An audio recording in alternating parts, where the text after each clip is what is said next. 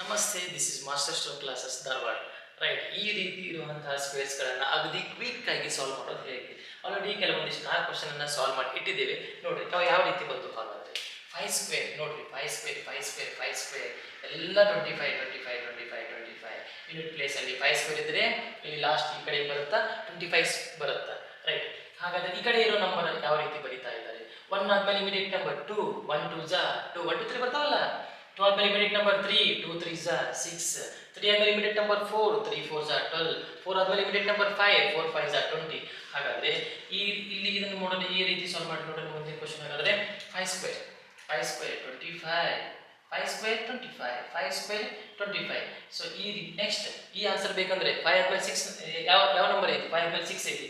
So 5 6 30, 6 ಆದ್ಮೇಲೆ immediate number 7, 6 7 42, 7 ಆದ್ಮೇಲೆ immediate number 8, 7 8 56. So ಹಾಗಾದ್ರೆ ಮುಂದಿನ ಕ್ವಶನ್ ಅನ್ನ ನೀವು ಸಾಲ್ವ್ ಮಾಡಿ. Thank you.